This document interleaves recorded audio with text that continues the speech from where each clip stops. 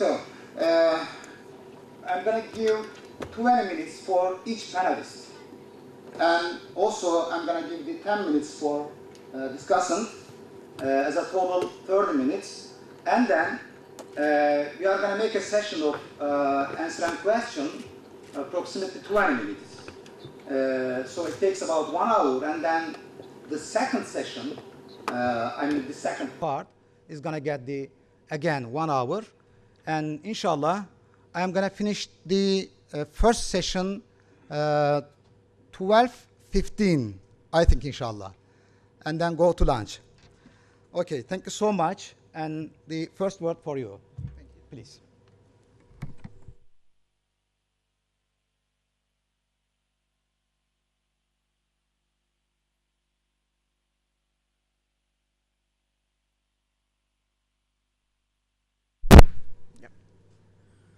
Well, thank you, Mr. Chairman. Thank you, everybody. And of course, a big thanks for the organizers of this wonderful event, especially to put our attention to one fundamental concept for both for conventional and Islamic economics, which is the idea of market. The market as an institution, of course, is under a sort of intellectual revision during this period of financial crisis. In conventional economics, and of course Islamic economics can definitely contribute to this revision of the concept of market. Speaking of the concept of market in Islamic economics, of course, there is also an historical dimension to be taken into consideration. If you take, for instance, the origin of the prophetic message and the profession of a prophet as a merchant himself, you can see immediately how much the idea of trade is part of the dimension of Islamic studies. Speaking of an historical perspective, we have also to take into consideration that from a certain perspective, we have actually moved in the last 2 centuries not only from the traditional concept of fiqh al-muamalat, but into the new domain of Islamic law, and in a certain way this has changed the frame of Islamic law itself. And speaking of a contemporary system, we have actually moved also in Islamic economics from the idea of trade to the idea of finance. The growing market of Islamic banking and finance is challenging a list of classical concepts which belongs to the Islamic tradition. And the challenge, of course, is for academicians themselves to try to give the correct direction into this new system. Taking all this into consideration, I will try to contribute to our discussion not really from the perspective of Islamic moral economy, but making a step behind into the idea of economics as a social science. What I've always been interested in is more the theoretical foundation of Islamic economics as something that can be actually autonomous and independent from conventional economics. So the fundamental idea is, for me, to show how much and to which extent Islamic economics exists by itself, not simply as a revision of the conventional economic thought as shaped by Western history, but embodying by itself a list of fundamental rationales that can work without any comparison with the conventional system. So again, I have always tried to move from the idea of Islamic economics as a prohibition-driven industry, no riba, no speculation, no gambling, into a perspective of Islamic economics as a self-founding through the idea of trade. And of course, the reference goes, as you certainly know, to the second surah of the Holy Quran, where it is said that Allah has admitted trade but prohibited riba. So, well, when usually the focus is made on the second part of the surah, I have always put much more stress on the first part, so the need to restore the idea of trade as much as possible in Islamic banking and finance. Given this presentation, general introduction to my speech,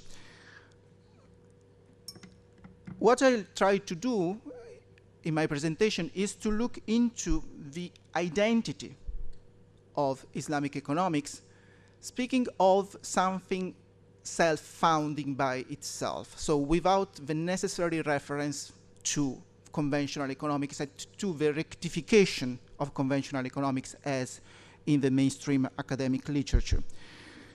In this sense, what I will propose is an identification of the idea of property rights according to an Islamic perspective in the light of pluralism.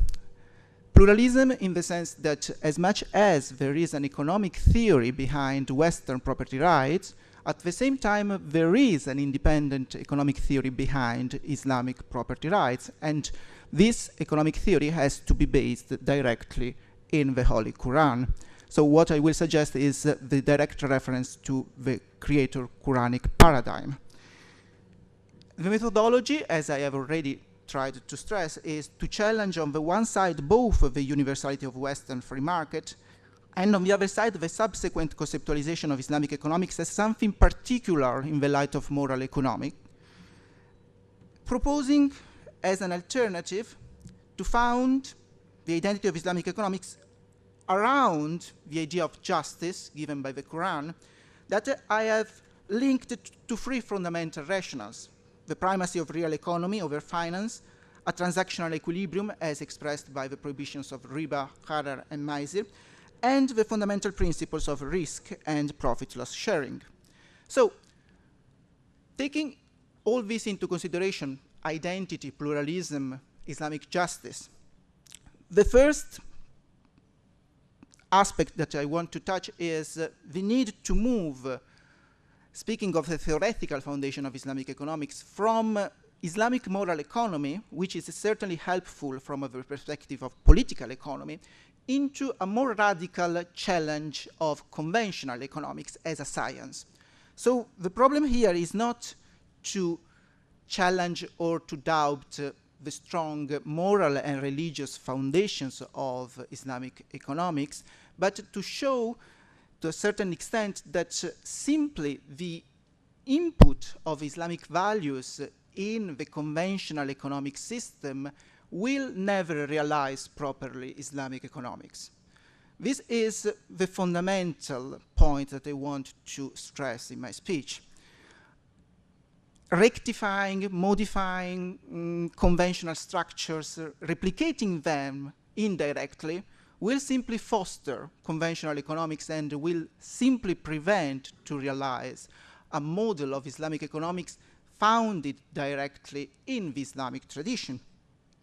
In that sense, an approach, again from a scientific perspective, not from a point of view of political economy, based simply on Islamic moral economy, has at least two epistemological limits. On the one side, speaking of Islamic economics as something morally superior to conventional economics, this simply denies the existence of a morality, in a certain sense, even in conventional economics, a morality which is based on the division of resources, on the freedom of the economic actor as an individual, but certainly a morality exists in conventional economics. On the other side, and this is, as I already underlined, the fundamental issue, the more Islamic moral economy assert Islamic economics in the form of an ethical opposition to conventional economics, the more it indirectly reaffirms the universality of the conventional paradigm. So there is a sort of clear antithetical default in the operational movement of Islamic moral economy of taking as a starting point the conventional system. Which kind of antithetical default? Of course, as an antithesis to the conventional system, Islamic economics in this sense does not exist without the conventional economic as a starting point. Well, this is, theoretically speaking, a limit, since it transforms indirectly and sometimes involuntarily Islamic economics into a sort of ethical particular of a universal conventional paradigm which remains untouched. Okay? On the contrary, as an alternative path, what I suggest is to shape more correctly the identity of Islamic economics and its own market theory according to a plural perspective, where we have to take into consideration how much Islamic property rights are intrinsically by themselves something different from the conventional property rights, by linking this definition and this rationale of property rights directly to the Quran, and in this sense, only by moving from the Western postulates of division and competition, where a free market is conceived in individualistic terms. This is what I mean speaking of the morality of conventional economy. The conventional economics assumes that we have free actors moving into a competitive market in opposition one another. Looking into Islamic economics, on the contrary, we move into a model of participation, of cooperation, of a free market not more conceived in individualistic terms, but on the contrary in mutualistic terms. In that sense, Islamic economics can find a self-founding frame leading to challenge the universal and monolithic aspects of conventional Western-based economy and moving towards what I define as a plural market. So again, the starting point, as I have stressed, is the idea of property rights as the fundamental relationship of people respective things. Being some sort deeply foundational, property rights are usually not put under trial. We just take them as given, and we take them as given according to a conventional Western perspective. As many anthropologists working on property structures has shown, property models that purport to be universal are in fact largely based on Western legal categories, the most important of which is the notion of private individual ownership, often regarded as the apex of the legal and economic evolution. This assumption of neutrality of the property rights that we find in the market, of course, is directly linked to an assumed universality of the Western market theory that, again, the insertion of some Islamic values cannot really challenge at its very basis. In contrast, again, what I suggest is to look directly into the Quran and into the Quranic creator paradigm as the fundamental dimension of the Muslim existence, and to shape according to this paradigm the idea of the market. Of course, looking into the orthodox tradition of Ash'ari Sunnism, the Quranic creator paradigm defines God as the only sovereign, shaping in each instant all the reality. The message for the understanding of the reality has been given through Sharia, through the Prophet, and the fundamental duty for the believer is to understand as much as possible, and that is the meaning of the science of the fiqh, al-muamalat, how the human being can perform God's will in the market. In a certain sense, since each aspect of the reality is created by God in the Muslim conception, we find a vision of the reality which is by itself a structure of not of objects as in the Western thought, but a structures of wills. It is God's will which has to be taken into consideration. So on the one side, this leads to the recognition of the existence of only one ruler. In this sense, I have always stressed the necessity to look into the monism of the rule. There is only one ruler, and the rule has already been given. And on the other side, the realism of the right has haq. Haq is another fundamental term in the Islamic studies, meaning not only right according to a Western perspective, but haq means much more than right. It is something true because it is given by the message of God. And in a certain sense, the right is not by definition itself only just, but it creates, it realizes in the proper sense of making real God's will in the reality. In that sense, we can find, if we keep as close as possible to the Quranic creator paradigm, three fundamental rationales shaping by itself Islamic economics in the light of the realism of the right.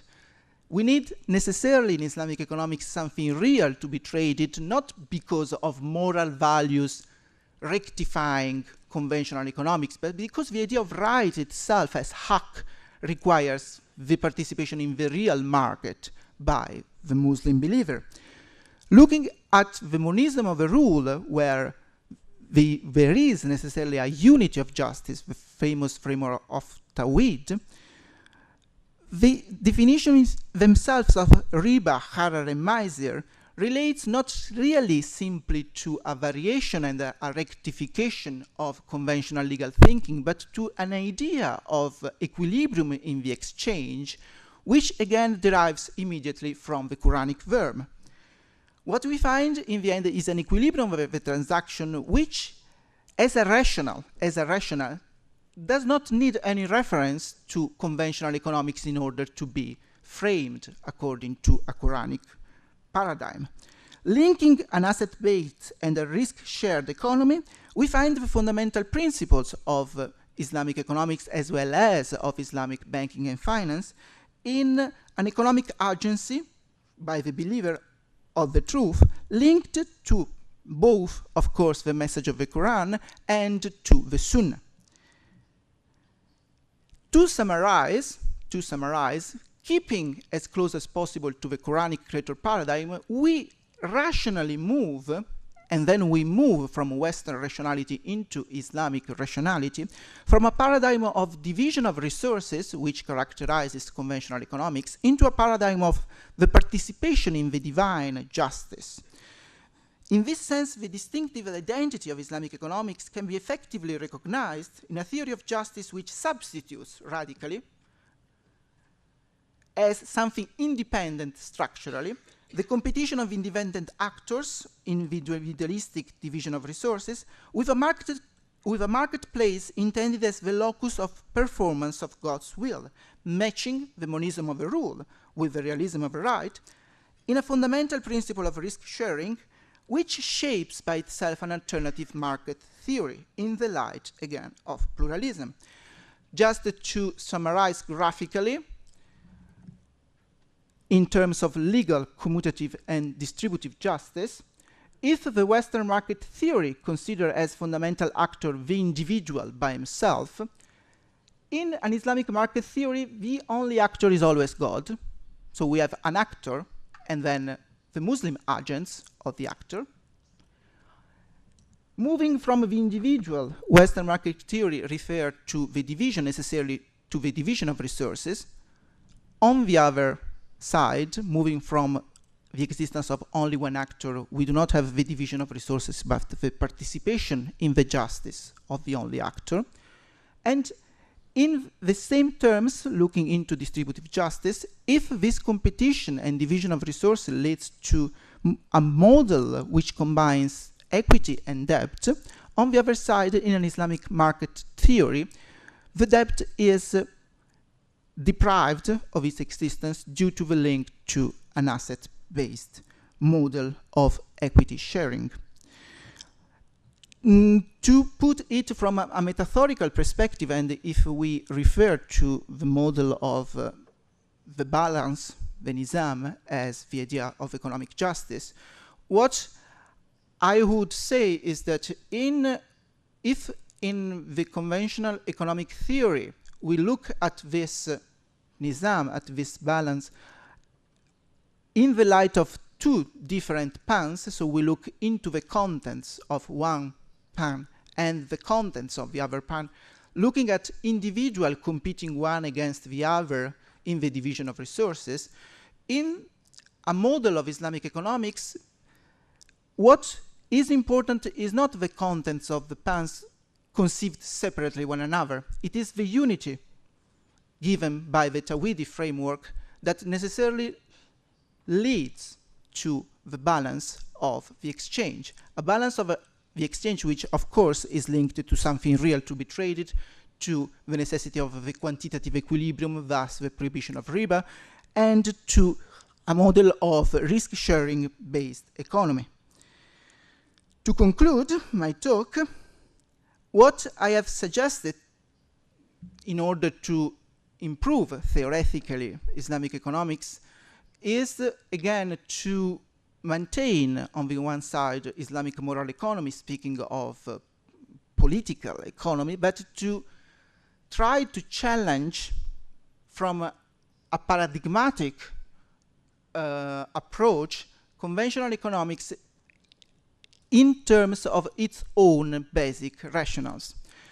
Again, if we look into the Quranic creator paradigm as the fundamental reference for the Islamic tradition, we can find within itself the rationales of an economic model which exists, again, or better, which can exist without any necessary previous reference to conventional economic theory.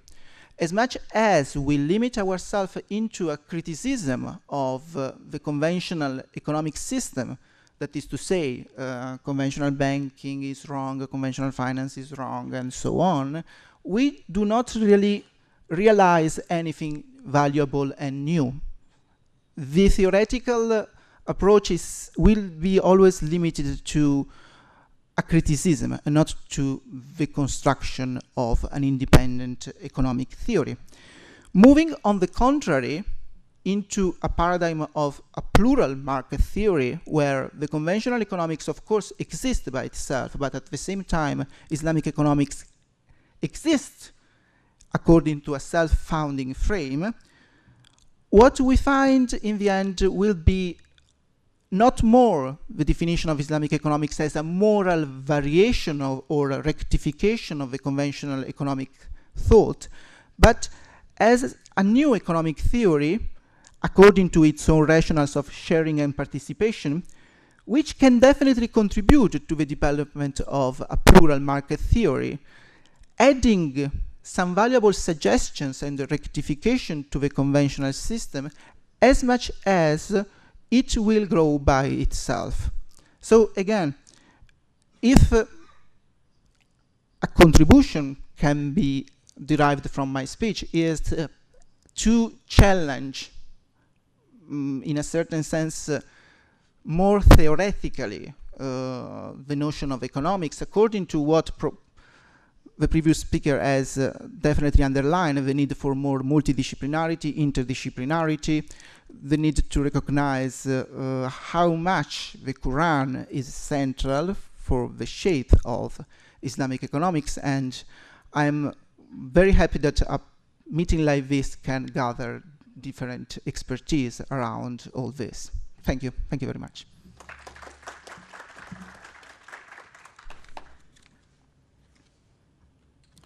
Thank you so much, Dr. Valentino Catalan. Also, thank you for timing, exactly 20 minutes. And now, Dr. Mehmet Babacan is going to discuss your paper.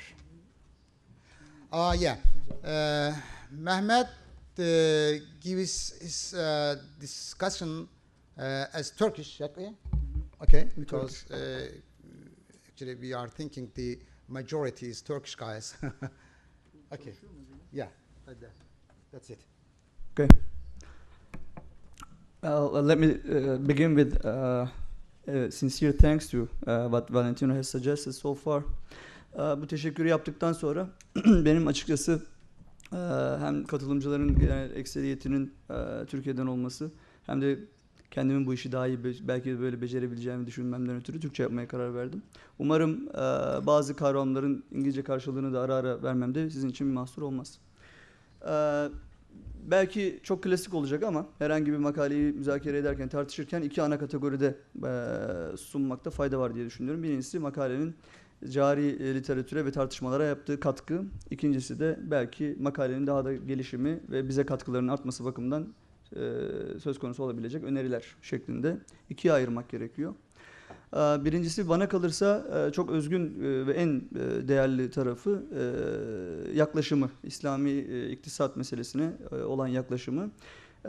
bir piyasa teorisi üzerinden tartışılıyor olsa dahi İslami iktisadın temel işte ana iktisat dediğimiz ana akım iktisat ya da konvansiyonel geleneksel iktisattan ayrılan diğer yönlerini gerek antropoloji gerek sosyal ve siyasal açılardan da biraz kritize etmiş, eleştirmiş bulunuyor tabiatı itibariyle makale. Bu çok değerli bir şey. Konuşmacının da en son vurguladığı multidisipliner ya da interdisipliner tartışmaya bir pencere açması bakımından da çok değerli diye düşünüyorum. İkinci bir boyutu belki 1960'lardan 70'lerden bu yana dönemin konjonktürünün de etkisiyle işte İslam ve sosyalizm, İslam ve kapitalizm gibi çok daha böyle üst anlatılar üzerinden ya da makro teorizasyon, makro sosyal teorizasyon çatısından tartışılan bir konuyu bu defa mikro diye tabir edebileceğimiz ya da piyasa bağlantılarıyla bir türlü ilintilemiş olması. Bana kalırsa bu da bir makalenin becerilerinden bir tanesi olarak karşımıza çıkıyor. Bu şu bakımdan önemli. 1960'ların 70'lerin konjonktüründe işte İslam ve sosyalizm ya da İslam ve kapitalizm tartışmalarını çoğu kere pratiğe çok yaklaşamaz halde bir şekilde bıraktık diye özetleyeyim ben. Yani o çok derinlemesine oraları tartışmayacağız ama gerek işte Pakistan'da gerek Orta Doğu'daki tartışmalar bir şekilde evet yani bir teorizasyon var. Belki idealistik bir yapı var ama olan bitenden ne kadar bunu soyutluyoruz ya da olan bitene ne kadar yaklaştırabiliyoruz bununla ilgili bir sorun olduğu kanaatindeyim. Buradaki yaklaşım ise bana kalırsa tartışmaya başlayacağımız yerlerden bir tanesini tartışarak yapması bakımından da değerli. O da piyasa teorisi. Özetle makaleden benim anladığım literatüre katkısı bağlamında da batılı mülkiyet hakları terminolojisini bir Kur'ani perspektiften ya da Kur'an'ın insanlar için, inananlar için öngördüğü perspektiften bir şekilde eleştirel bir yaklaşıma tabi tutması oluyor. Burada tabii konvansiyonel iktisadın da çok aslında belki hakkını yememek lazım. Şöyle ki konvansiyonel iktisat konuşmacının da dikkat çektiği gibi aslında pek çok alternatif gibi görünen başlangıçta yaklaşımı bir şekilde kendisine mal edebilme becerisini zaman içerisinde gösterebilmiş bir aslında ana damar diyelim halihazırda iktisat literatüründe. Öyle ki söz gelimi siz işte diyelim ki konuşmacının da son kısımda referans verdiği iktisadi kalkınma meselesini ele alıyorsunuz. İktisadi kalkınmada işte kimi zaman kurumların, kimi zaman işte geçmiş tarihsel tecrübelerin, kimi zaman değerlerin, kimi zaman farklı yani iktisadi kalkınma tecrübesini farklı topluluklarda, farklı düzeylerde yaşamamıza neden olan pek çok farklı parametreyi siz tartışmaya açtığınız her anda ana akım iktisat bunu bir şekilde içselleştirmeyi başarabiliyor. Benim aklıma özellikle mülkiyet hakları bahsi geldiğinde konuşmacının da temel referans aldığı eksen olması bakımından söz gelimi yeni kurumsal iktisat geldi. Yeni kurumsal iktisat aslına bakılırsa neoklasik iktisadı temel mülkiyet hakları ve İngilizce tabiriyle transactions cost, maliyetler, değiş tokuşların alışverişlerin maliyeti gibi iki ana eksende aslında bir şekilde esnetiyor diyebiliriz. Burada da farklı tarihsel tecrübeleri veri olarak içine alıp evet ülkeler birbirlerinden iktisadi kalkınma güzergahları ya da tecrübeleri bakımından ayrılıyorlar. Çünkü burada onların gerek işte ticari hayatlarında gerek diğer ekonomik aktivitelerinde maliyetlerini farklılaştıracak bir takım kurumsal yapılar var ya da yok. Bunları da temelde mülkiyet hakları ve az önce bahsettiğim gibi değiş tokuşun alışverişi maliyeti üzerinden tartışıyorlar. Konuşmacının burada getirdiği farklılık bana kalırsa katkı itibariyle yeniden tartışıyor, devam ediyorum. O da bu temel işte mülkiyet hakları söylemi neoklasik iktisadın devamcısı olarak benim anladığım yeni kurumsal iktisadın bu söylemin aslında içeriğinin baştan tartışılması gerektiği konusunda yoğunlaşıyor. Bu da önemli bir nokta. Nihayet üçlü ayrım, konuşmacının yapmış olduğu üçlü ayrım bana vaktiyle Toshihiko Izutsu'nun Kur'an'da Allah ve İnsan adlı bir çalışmasını hatırlattı.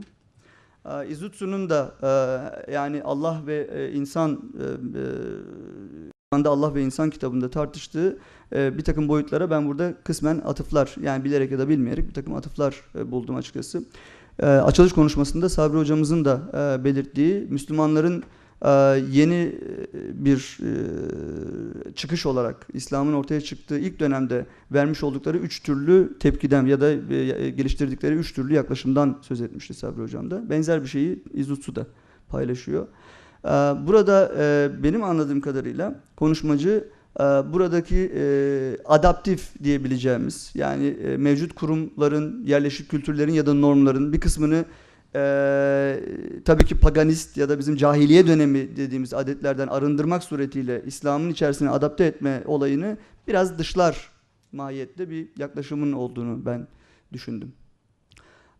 Burada Kur'an'ın öngördüğü şekilde Allah'ın hükmünün gerçekleşmesini merkeze almak bana kalırsa ayrı bir şey. Bunu bu hükmün nasıl gerçekleştirilebileceğine dair alternatif yaklaşımların bir kısmının adaptif olması, bir kısmının yeniden icatçı olması, bir kısmının belki tamamen reddiyeci olmasından biraz ayırmak gerekiyor gibi geliyor bana. Yani burada da bana kalırsa daha pratiğe dönük bir takım şeylerin tartışılması zaruri olmuştur. İşte bu kısımdan da bana kalırsa makaleye daha neler eklenebilir, katkılarını artırmak açısından ne gibi öneriler yapılabilir? Bu bahse gireyim ve çok uzatmadan sözlerimi tamamlayayım.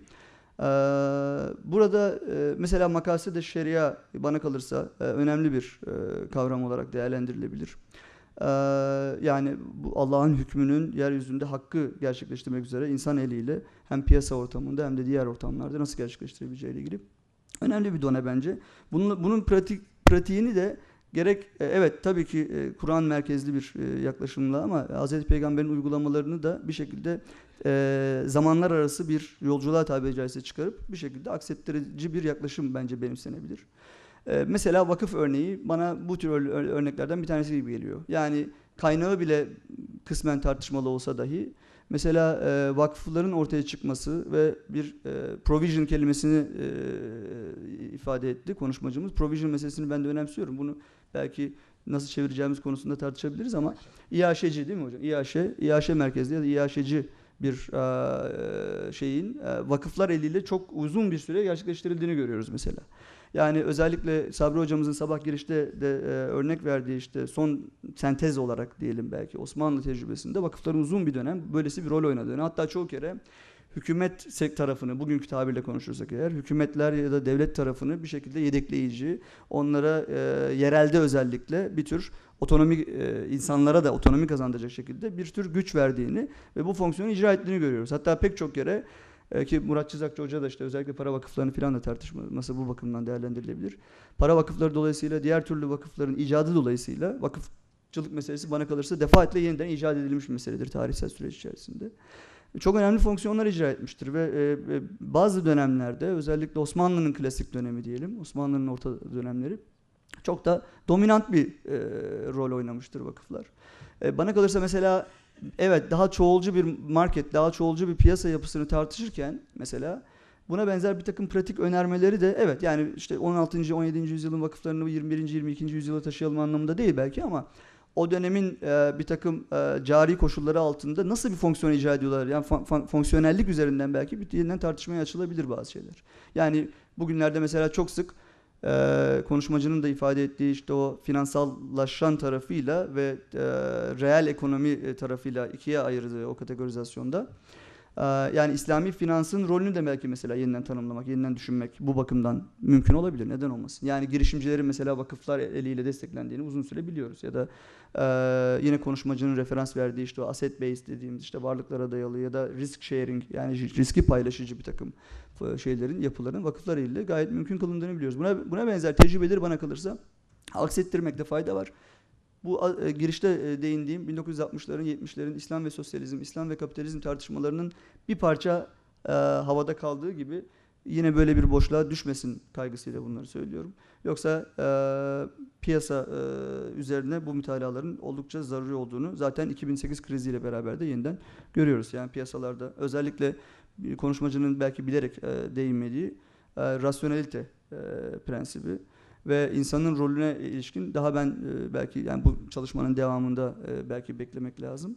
Daha yoğun bir takım şeyler, çabalara ihtiyaç var diye düşünüyorum. Yani netice itibariyle mesela yine eğer İzutsu'ya atıf yapacaksak cahiliyede bir işte dehr dediğimiz zamana bir atıf olduğunu, buna mukabil bunun yerine, dehrin yerine işte Allah'ın hüküm koyucu olarak işte eceli onun belirlediği, nihai sonu onun belirlediği ve bir hükmü bu anlamda onun belirlediğini söylersek, mesela zamanlar arası bir boyutta işte Allah'ın hükmünü nasıl gerçekleştireceğiz meselesini mesela tartışmak, yani intertemporalite dediğimiz zamanlar arasılığı yeni bir tartışma olarak düşünebiliriz. Buna benzer yeni alanlar karşımıza çıkacaktır ve ben rasyonelite dahil olmak üzere, tabii ki merkezinde Allah'ın, yani Kur'an üzerinden tabii hükümlerini vaaz eden Allah'ın olduğu, fakat insana biçilen rolün de üzerinde yeniden tefekkür edildiği bir tartışma ortamına doğru da evrilebileceğimizi düşünüyorum. Yani insanın rolü ve buradaki belki en başta kritik edilebilecek şeylerden bir tanesi olarak da bu rasyonelite prensibi meselesi. Buna benzer çok spesifik, çok elle tutulur bir takım meselelerden hareket edilirse, bana kalırsa bu teorizasyon çalışmaları da daha inşallah karşılığını bulacaktır. Ben bu sözlerle son vereyim. Geri kalanı artık benden daha değerli katılımcıların tartışmasına kalsın. Thank you so much, Dr. Babacan. Thank you for comment and critics. Now let's pass to the question and writing session, and we are getting your question, comments, and contribution. Please, first introduce yourself and ask your question or make your comment. Tes, Gunaiden. Bismillahirrahmanirrahim. My name is Arif. I'm from Marmara University, and thank you so much for Dr. Valentino for your presentations. Then I got at some point about your presentation about the Islamic economic cannot be separate without conventional economics as the starting point. If I can give some basic example from my country, in my country there is a lot of conventional banks. And your country is Malaysia or? Indonesia. Indonesia. Yeah. Okay then. Okay, so I know that Islamic economic now is going rapidly nowadays, and conventional bank, a lot of conventional bank now in Indonesia open another branch of Islamic bank, and I'm also like think about our problem now about there is a gap between our paradigm into our reality. I mean the idea into the reality. Taking of your presentations about the classical, I mean the market economy in the conventional system, about the paradigm division of resource, I'm curious how this can change. I mean can change from the division of resource from the conventional economic system to the justice economic system in the Islamic economic, because I know that in conventional economics we are not like we are compete each other, we are doing like competition each other, and there is no what you say acid slick, I mean chalk acid slick war biasa dah. Then I'm curious how can it happen for based on your presentation, I mean based on your theory. Thank you. Yeah, thank you both for the comment and for this question. Of course, my paper was intended, let's say, as a theoretical contribution, so I did not intend to enter into practical elements. But speaking both of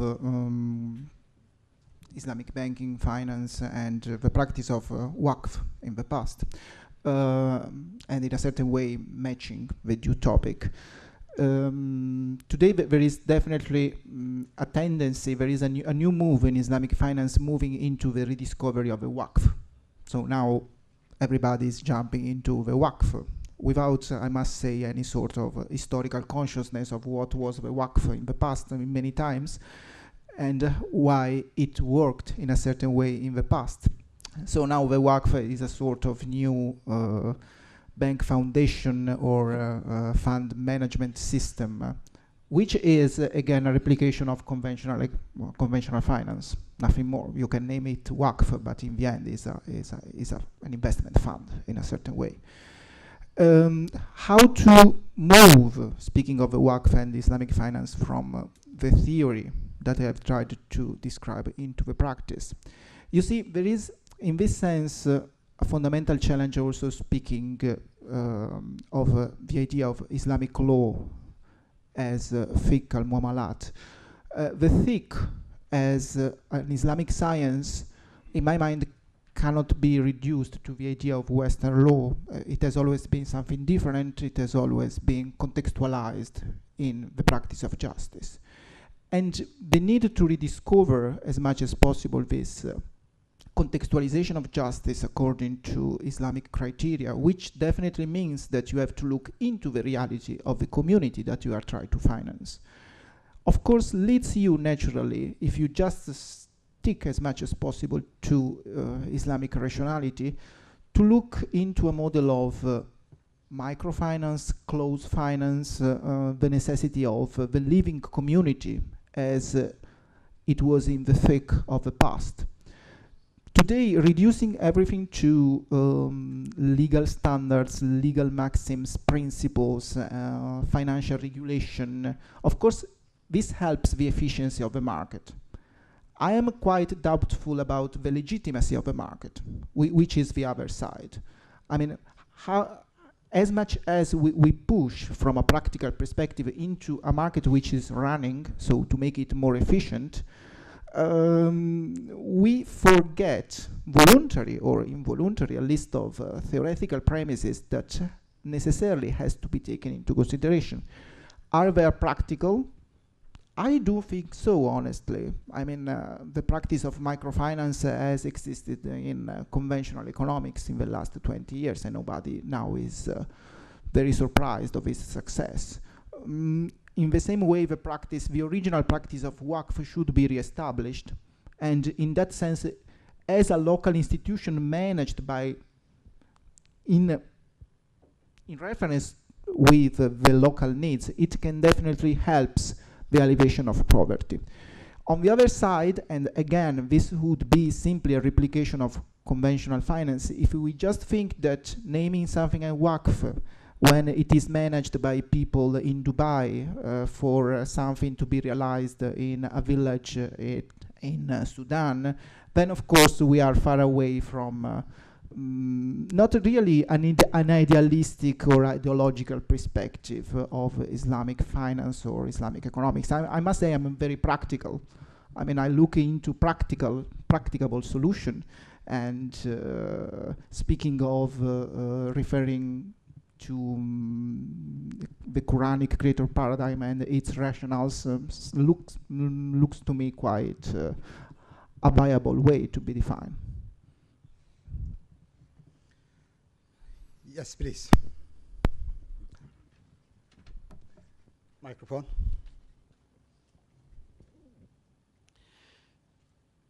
İsmail Çapak, Askon Anadolu Aslanları İş Adamları Derneği'nden. Ben Türkiye'deki ve dünyadaki İslami bankaların uygulamalarını sormak istiyorum. Mr. Valentino'ya yurt dışındaki, yani diğer ülkelerdeki İslami bankaların uygulamalarını sormak istiyorum. Mehmet Babacan Bey'e de Türkiye'deki İslami bankaların uygulamalarını sormak istiyorum. Benim araştırmalarımın sonucunda Türkiye'deki İslami bankalarının hiçbirinin İslam'a uygun şekilde çalışmadığını gördüm. Bazı Dubai'deki İslami bankalarında İslami olarak çalışmadıklarını öğrendim. Bununla ilgili yorumlarını almak istiyorum.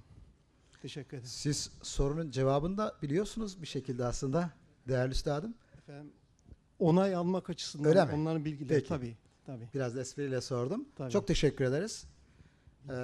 First you. Well, you see, it actually depends on the approach that you take. Today, the market is merely defined as Sharia compliant. and it is Sharia compliant. Sharia compliant means that you do not directly violate in a way or in another Islamic law, and there is not any direct violation. So Islamic finance from this perspective is Islamic. Of course it is not Sharia based, and again this is the theoretical challenge for the next future. But as I have already said, I try to take a practical approach, which means that, of course, as in any human enterprise in the past, we had many mistakes. This does not mean that the human being following the path can improve in a way or in another. So I am not really aware of the situation of Islamic banks in Turkey, so maybe... Yeah, Turkish side. Turkish side in Turkish. Okay. Yani şimdi İslami finans, İslami bankacılık uzmanı olarak burada tabii bulunmuyorum ama ben aşağı yukarı benzer şeyleri ifade edecektim Doktor Valentino ile birlikte.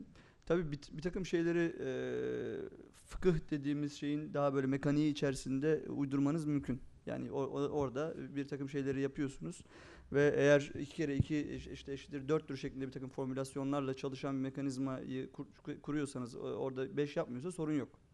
Ama bence ikiye ayırmakta belki fayda var. İslami finansın bir çalışma biçimi.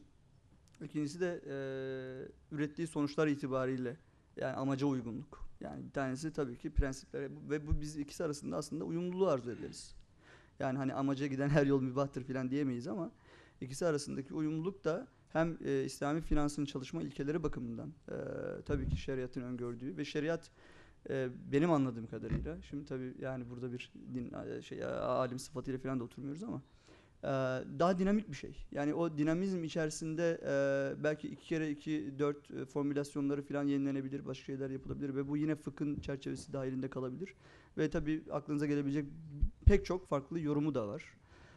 Fıkıh dediğiniz alan o aslında yani çok statik de değil, hakkında yemeyelim, çok dinamik bir alan ama yani onun ötesinde geçince amaçları bakımından ürettiği sonuçlar itibariyle İslami finansı tartışmakla bence işleyiş prensibi, yapısal olarak şeyleri arasında fark olduğunu düşünüyorum.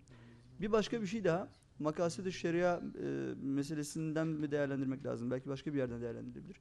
İnsanların da aslında motivasyonlarını, temel taleplerini de biraz anlayıp ona göre şey belirlemek lazım. Yani eğer biz Türkiye özelini konuşuyorsak bir vakitler işte konvasanlar ya da bir başka şirketleşme tecrübeleri falan yaşanırken insanların oraya yaklaşımı meselesinin aslında büyük bir sorun ürettiği gerçeğiyle karşı karşıya kaldık en sonunda. Yani hareket noktamız çok doğru ama siz bir koyup işte 1.30 almaya, 1.50 almayı falan eğer hayal ediyorsanız, hevesleniyorsanız ve o şirkete ortak olurken bütün gayeniz, şeyiniz oyduysa bu başka bir şeydir. Farklı konjonktürel dönemlerde insanlar farklı sahiplerle hareket eder. Bu çok tabii bir şeydir. Yani Türkiye'nin mesela 90'lı çok çalkantılı konjonktürünü düşünelim. İnsanlar ellerindeki varlıkların değerini koruma istiyorlar. Buna bir tür bir koruma şeyindeydiler, motivasyondaydılar. Ve bunlar aynı zamanda Müslüman insanlar. Ne yapacaklar? Yani konvansiyonel bankacılık sisteminden kaçıp ama bir yandan da İslami finansın ya da İslami bankacılığın diyelim kendilerine bir güvenilir liman olmasını arzu ediyorlardı. Şimdi o güvenilir liman olurken bu bankacılık sistemi ya bunu nasıl becerecek bu adam? Hakikaten bizim koyduğumuz paralarla bu işi düzgün yapacak mı? Öteki taraftan o parayı kullandırdığı insan bu işi düzgün kullanacak mı? Bu aradaki mekanizmalar bunların tamamı bana kalırsa biraz daha bir üst perdeden bizim meseleye temel yaklaşımımız, sosyodinamik şeyimizle de alakalı şeyler. Yoksa bir bütün olarak evet ya bunlar işte fıkhın kurallarını da esnetiyorlar. İşte aslında ürettikleri sonuç itibariyle de İşte hadi ticari kesimi bile finanse etmiyorlar çoğu kere bilmem doğru düzgün falan diye eleştirmek kolay. Ya da işte bunlar ya bak hiç olmadık yerde durduk yere işte kredi kartı piyasasına yöneldiler. Şöyle şöyle ürünlere yöneldiler falan demek de kolay.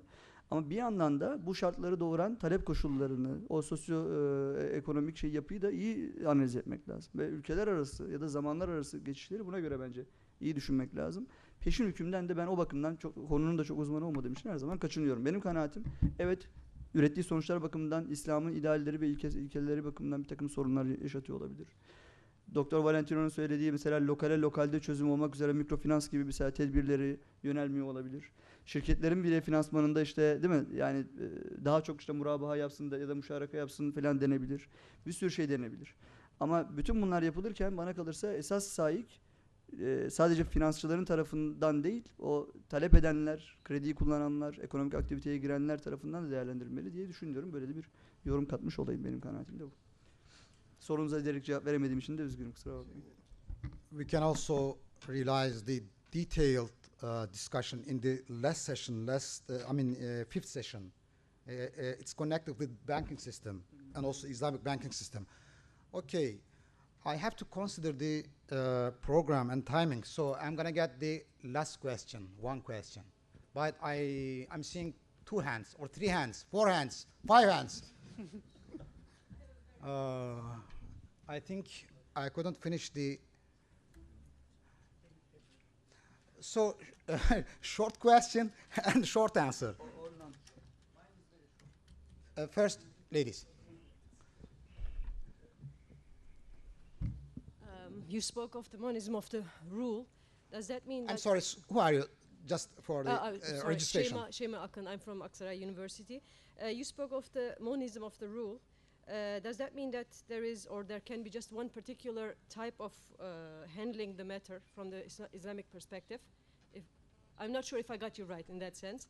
And my second question, also very short, you said that conventional economics handles property rights from the individual perspective, as opposed to Islamic economy.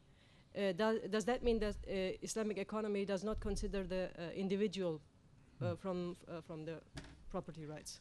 Yeah, thanks for the question and the opportunity to clarify. Monism of a rule means that there is only one ruler. That this does not prevent that sort of normative pluralism that the Islamic tradition has always experienced, because what we have to take into consideration is that there is, on the one side, the reality as it is, Sharia, and the reality as it is understood by fiqh. Of course, Sharia is eternal and divine, so there is only one Sharia, so monism of a rule. On the other side, there are different human possible interpretations. And this, of course, leads us to the experience of fiqh as it has historically developed. So plurality of interpretation as part of a human commitment to the understanding of the unity of the ruler. Speaking of the individual, again, let's say that there is a terminological aspect. This does not mean that there is no person as an individual in Islamic economics. The idea of the person as economic actor anyway changes in the sense that it is not a single individual acting in competition against the other for the resources. The idea is that as an agent of God, you participate in a mutualistic term into the shaping of economics. So the individual, rational, secular agent of conventional economics is substituted by the moral agent, but according to Islamic rationals in Islamic economics. So I would not stick so much to the notion of individual on the one side. It depends how you define, okay?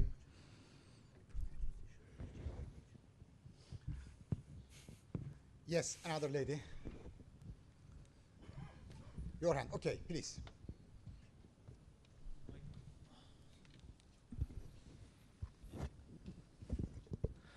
I'm from Medeniyet University, Murat Taşdemir.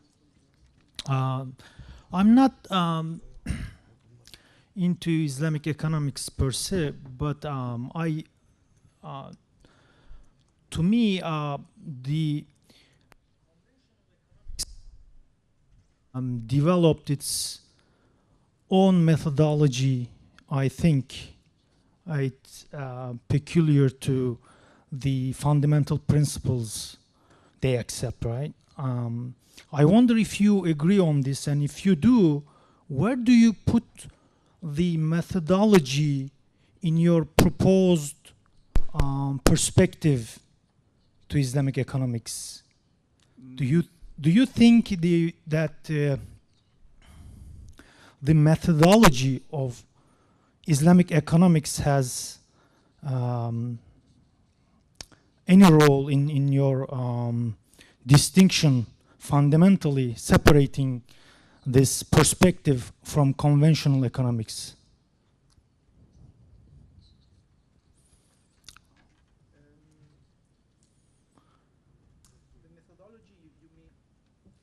It's closed. Methodology, you mean what? Methodology of doing economics, I mean, you know, how we do economics, basically.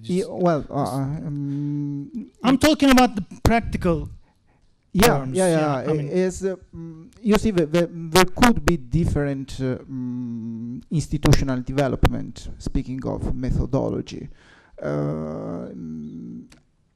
Of course, this, as you have already said, this radically changes elements which belongs to conventional economics.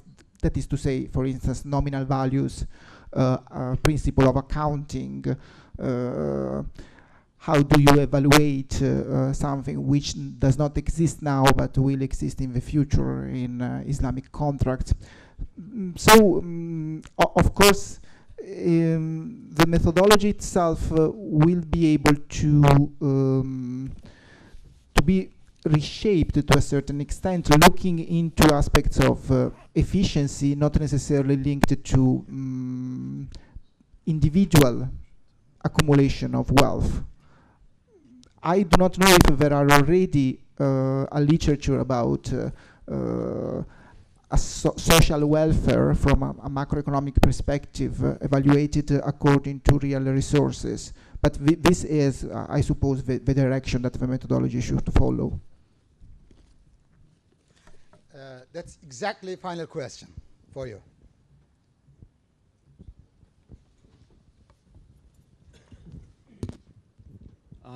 Necmettin Kızılkaya from Istanbul University. Thank you very much for your presentation. So in your paper, you are suggesting the application of a plural approach to property rights. So I was wondering, what is the key concept or the departure point for such a plural approach to property rights, especially within Islamic law? Well, you are combining two very difficult questions, not really a very simple and short one. First of all, on the side of pluralism, what I intended to stress is that we have to move away from the assumption that property rights are universal and neutral as they have shaped by Western capitalism. So this, of course, would even open theoretical investigation not only into the Islamic tradition but into local African management of land, for instance. The former president Nelson Mandela always stressed the concept of Ubuntu, which means that something is valued because you share it. Apart from the romantic interpretation that this has always been given, there are some sort of strong economic reasoning behind that, of course, has not been conceptualized yet. But speaking of pluralism in property rights is to recognize that not only the Western culture, but other cultures have the possibility or must contribute to economic theory according to their own tradition. Looking into Islamic property rights, again, the foundation should be, in my mind, Islamic theology, and then we will move into Islamic law and economics, but without taking the Quran seriously. In a certain this does not mean that we need only Islamic theologians.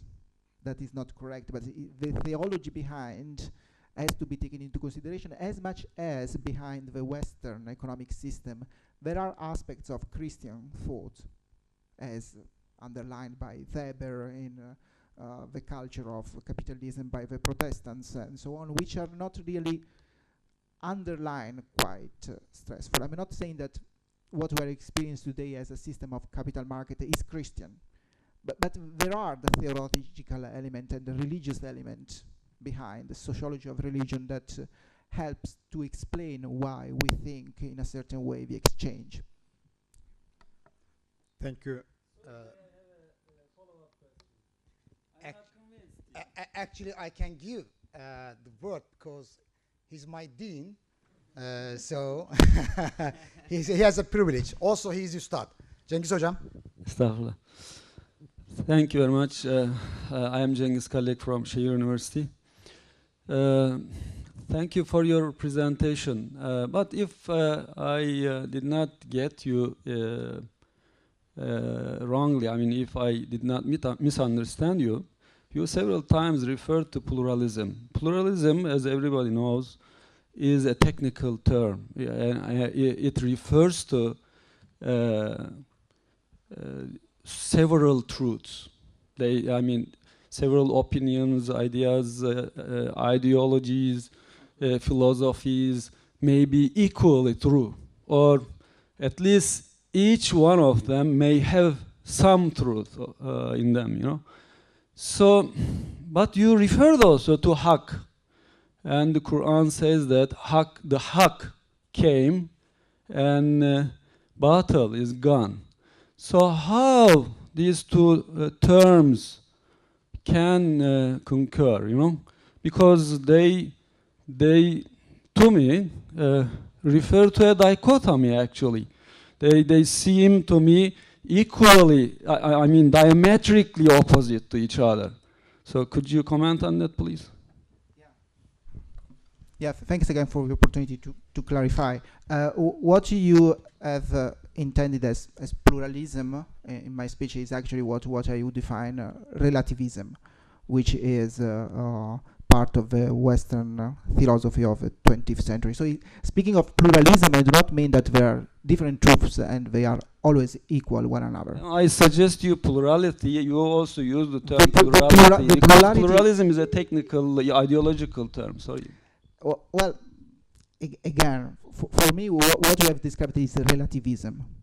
Relativism as the recognition of unequal and without a value-based perspective of different conceptions of human life. For me, pluralism is the recognition of diversity existing in human experience, which has always been part of Islamic tradition, and of the recognition that, again, there is not simply, speaking of pluralism, the necessity to recognize that there is something different from the Western tradition. What I mean, speaking of pluralism, is that there is not a problem of difference, but there is a foundation of self-founding different institutions. Then this one came. And now I'm inviting the second panelist, Dr. Mahyuddin Ahmet.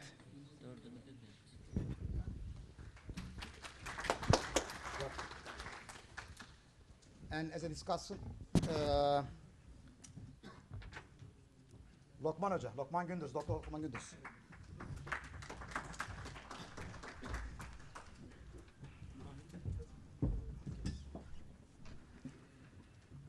No introduction, no comment, just paper, please. Good for you.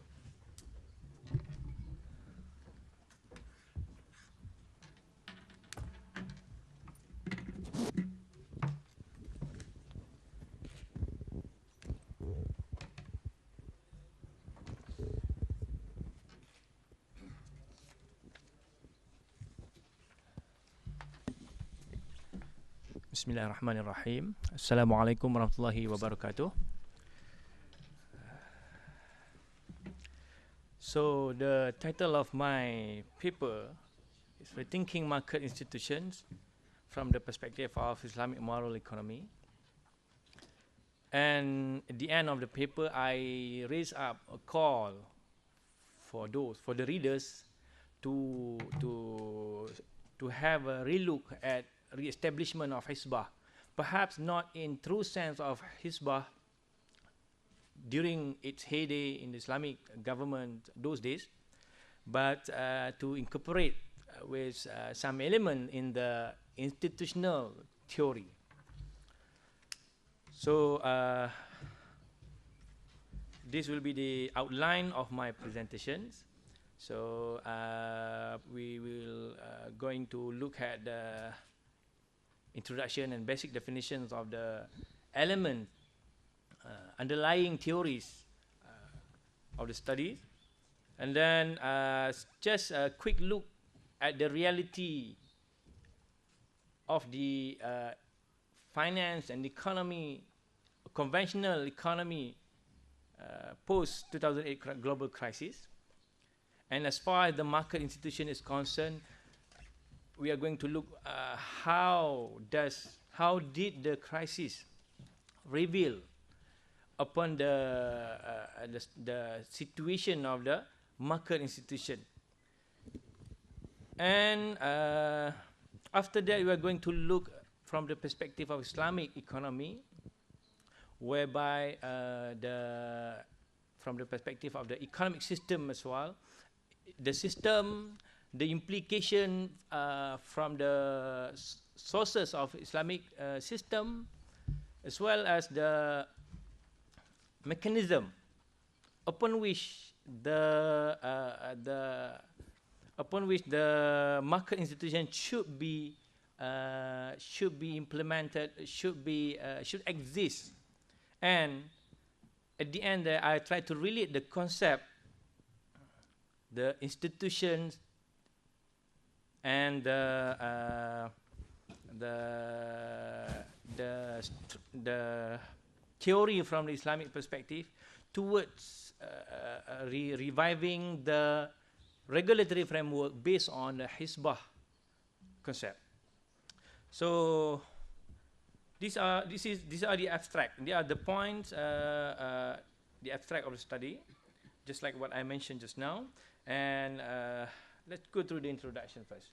As we know, the 2008 global crisis is over for 5 years now, but we can see there are very serious, devastating effects left by the crisis, and even IMF and World Bank themselves in their report is saying that the recovery remains elusive and the impact from the crisis remain long-lasting and immeasurable.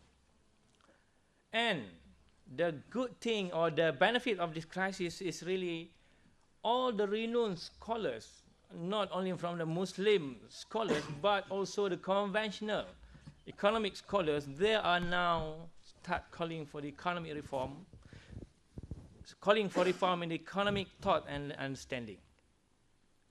And they agree the existing conventional economic theories are in fact flawed and seriously backfired, has seriously backfired those proponents of such theories.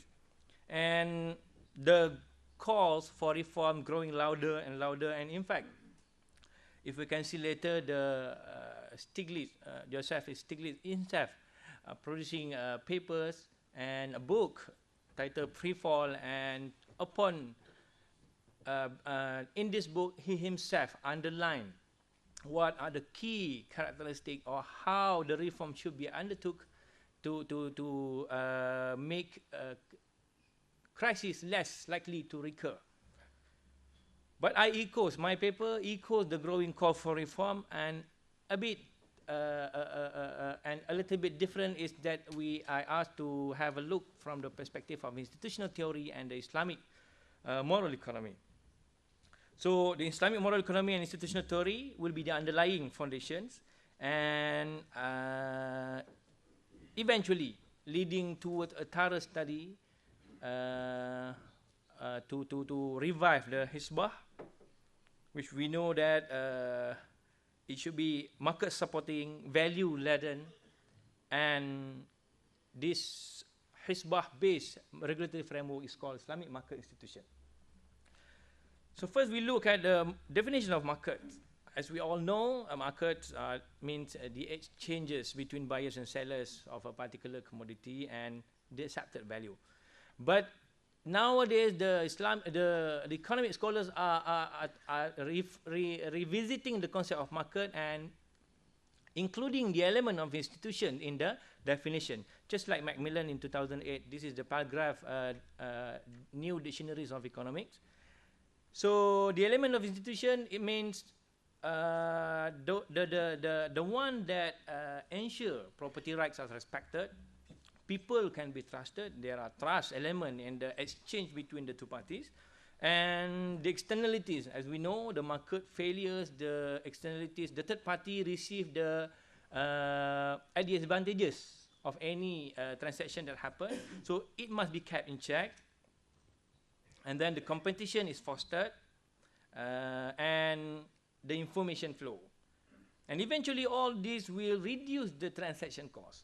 As we know, just like what been explained by the seminal paper by Ronald E. Coase in the theory of firm, and in fact he won the Nobel Prize for that paper, the transaction cost impede the fully functioning of the market. And therefore, institutions, if properly put in place, will limit this transaction cost and eventually foster the fully functional market. So market and institution are indeed entwined and inseparable. Such thing that we call free market, market should be on its own, or market will clear itself, are long gone or long considered as impractical or absolutely never going to happen. And we have seen so many cases of market failures, and the need for the institution to support market definitely is there. So let's look at the institutional theory, and like North, I can say North is the founder of the institutional theory as far as the development and market is concerned, when he defined that institutions are the rules of the game. Or more formally, it is the incentive and constraint that shape human interaction. So in the end, this incentive, this constraint will shape the exchange, whether it is political exchange or economic exchange, but the presence of this constraint and incentive will definitely influence how we conduct transaction, how we exchange, how the exchange take place between the parties. So it can be the formal or informal, as we all know, and it can be either the rule of the law, and then the informal side of it, the manifestation, the belief, the custom and tradition. As we all know, if we conduct transaction in two different countries, developed and developing, there are inherent differences as far as the culture, as far as the traditions are concerned. So, apart from formal and formal, the other term for the formal and informal, just like what Roderick said in his paper, first best or second best, he quoted incident or situation in Vietnam, in developing countries, whereby if you apply the first best, the formal institution in Vietnam, for example, you are not getting your transaction done, or you might find that the intended outcome will not be as such. So the rule base might not work there, but it's more on the relational base. And in the institutional theory, we can see another strand of argument that come from the political aspect of the institution, whereby the political actors with the political power, they are in fact the one who shape the constraint and incentive. If we look at the North paper 2005, he also concurred to this argument, whereby when he said institutional metric, before this he said about informal institution, now he said about institutional metric consisting of the belief and the manifestation of the belief in terms of the formal rules. So those who are in the position of power, their belief can influence their decision making, their rulings, or their the policies that they develop as far as the constraint and incentive is concerned. So it comes from the concept of belief as informal, and then the political power as well. So upon knowing this institutional basis, as far as the sources of institution are concerned, Now we look at the market institution post-2008 global crisis, whereby we can see Ha-Joon Chang, the most one of the many scholars who have quite what we call one of the many critics upon on this global standard institution, the one that arguing this set of standard institution, if applied, market is going to function efficiently, and the equilibrium will be achieved. So the global standard institution, according to Chang, is like common law legal system that promote free contract, or the protection of private property, and a stock market-based financial system with active mergers and acquisition activities, politically independent central bank, and shareholder-oriented corporate governance system, and eventually the decentralization of power and minimum government arbitrary rules. These are very typical Washington consensus style. If we can remember Washington consensus style, it argues for the fiscal prudence and the reorientation of public expenditure toward the less subsidy to the other sectors, and to maintain less government deficit as well, budget deficit, openness, financial liberalization, trade liberalization, as well as the deregulation of religion policies. And we know that this Washington consensus style, Washington consensus reform package introduced by the, actually first coined by Williamson, but being used by IMF and World Bank to the developing countries when they prescribed the reform package. And it backfired handsomely when the Asian economies booming during pre-1997. Because as we know, one of the booming economy is China, and what China did is not subscribing to this Washington consensus style, and in fact they are actually the development state. They control the economy, and the government produce directive towards supporting the market, but still China economy, as we all know, remain controlled one. It's not fully open. Dr. Ahmed, I'm so sorry, you have just 5 minutes. Okay, sure. So we know the situation in the market institution, and then eventually we fully understand the economic, the economic system, or the concept of the foundation of Islamic moral economy, the God sovereignty and unity. We have to fulfill the Tawhidic requirement in whatever we do. The al-adalah wal-ihsan, the socio-economic justice, the ikhtiyar, free will, responsibility, al-fard. So the market participant must subscribe or must put this into practice in whatever they try to do. So the underlying foundation of Islamic moral economy are very much known to everybody. But what I'm trying to highlight here is that the concept of Islamic market institution, whereby we can see the discussion on the free market economy with capitalism trade, the institutional theory as far as the market and economic development is concerned, and the Islamic economic system. So we know these three have overlapping aspects of them. And what interests me is that why not we try to revive the concept of Hizbah under the situation when the point IMI there. So it has the characteristic, it has the foundational support from these three underlying theories, and eventually Islamic market institution would pave a way towards the revive of Hizbah, which we know that Hizbah has a very, very detailed market function, as has been mentioned by Kaf. Almost everything fall under the purview of Hizbah, like the quality control, Sharia control, moral filtering, in every single thing. If we read the Monzer Kaf paper 2007, he listed almost quite good arguments on the functional a fully functional Hizbah regulatory body.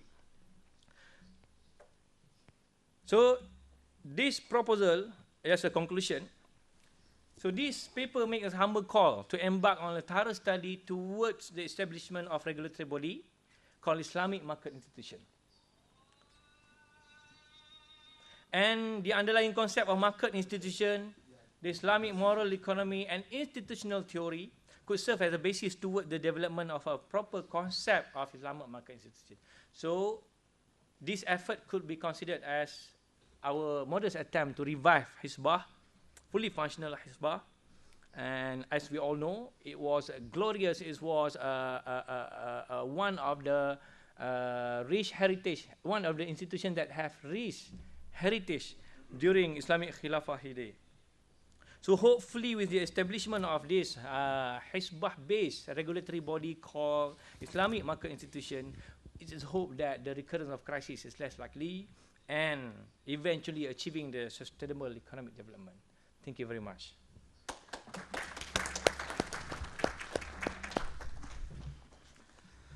Thank you so much. And Dr. Lokman Gündüz, please. Assalamu alaikum wa rahmatullahi wa barakatuh. So I will follow the previous tradition. You know, if you are not the chairman of the session or the presenter, you may speak in Turkish. So thanks to Mehmet Babacan, I will follow his footsteps and try to speak in Turkish. I mean, then I can, of course, share my comments later on in English, if you wish. So before I start, let me say that these are my humble personal opinions, and these have nothing to do with the Central Bank of the Republic of Turkey. Şimdi Mahüddin Bey'in bir önerisi var. Tabii o öneri yapmadan önce küresel ekonomi ilişkin bir takım endişelerden hareketle ortaya çıkan bir tartışmadan bahsetti. Şimdi önce hizbe nedir diye bir sorarsak, aslında burada hizbenin alıntıladığım yer de İslam Ansiklopedisi ve müellifi de burada. Cengiz Kallek hocam da burada. Yaklaşık bir 10 sayfalık bir hizbe var. Şimdi ben burada hizbeyle ilgili bir şey anlatırsam yani herhalde pek iyi bir şey yapmış olmam. Mübah da olmaz hocam, değil mi? Olsa mekruh olur yani. Hocayı çıkaralım. Yani yok, çıkarmayalım.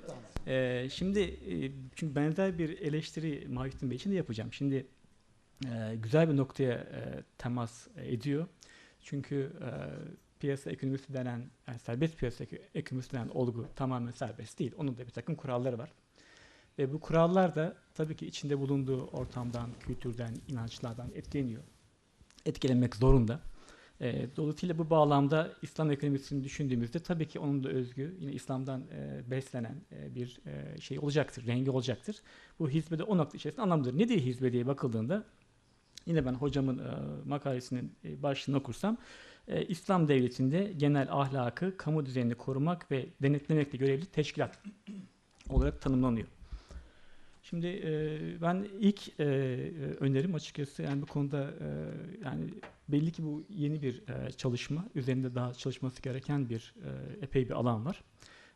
Hani bu hizbeyi şey yaparken onun bir tabii ki çünkü hizbe çok eski bir teşkilat, hemen hemen Efendimiz'den bu yana, yani herhalde 19. yüzyıla kadar bütün İslam coğrafyasında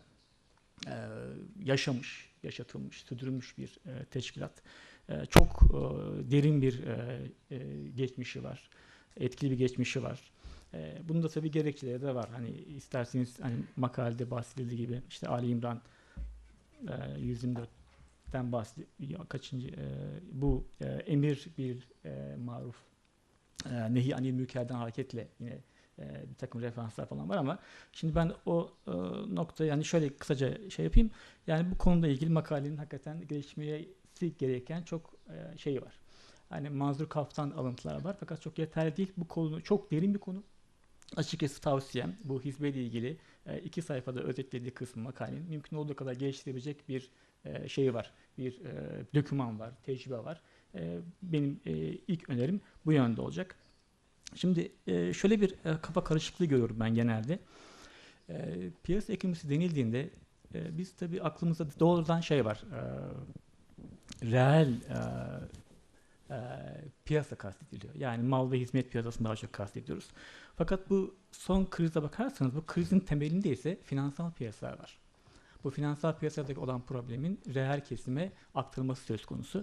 Dolayısıyla aslında burada bir ayrım yapmak mümkün. Yani bir reel piyasayla mal piyasasıyla finansal piyasalar farklı piyasalar. Bunların işleyişi de birbirinden farklı olmak zorunda. Ve hakikaten de farklı. Ya belki hani bu son 20-30 yıla baktığımızda belki son 50 yıl içerisinde görülen bir özellik var. O da maalesef ekonomik sistemin çok başarılı olmadığı ve krizlerle hemhal olduğu yöndedir. Ve bu krizlerin de önemli bir sebebi de finansal kaynaklıdır. Bunlar bankacılık krizi olmuştur, döviz krizleri olmuştur vesaire. Ama burada problemin önemli bir kısmı finansal karakterinden kaynaklanıyor. Reel kesime ilişkin ise aslında bakıldığında orada da tabii bir takım problemli alanlar falan var ama orada mesela bizim yine Mahitler'in bahsettiği bu bizim piyasa çerçevesi içerisinde çok daha problemli alan yok. Oranın da kendine özgü kurumları var. Mesela hizmenin de mesela o noktada yani piyasaya müdahale edebilecek alanlar da var. Yani şöyle özetlemek mümkün aslında. Bizim açımızdan baktığımızda piyasa ekonomisi mükemmel piyasa değil. Tabii ki kendimize özgü bir takım renklerle bezenen ve piyasaya müdahale etmesi gereken noktalar var. Bunu aslında benzer şekilde diğer Batı geleneğinde bunu görüyoruz. Orada da bir takım kuruluşlar falan var. Yani şöyle demek mümkün değil ya orada hizme yok değil. Tabii ki var. Yani hizme demekle şunu kastetmek mümkün. Orada da bu fonksiyonu görebilen bazı kuruluşlar var. Kurullar var. Mesela ne var? Malezya'da bile örnek vermek mümkün. Mesela Malezya işte diyelim anti-corruption'la mücadele ya da işte yolsuzlukla mücadele mesela şeyleri var. Komisyonları var.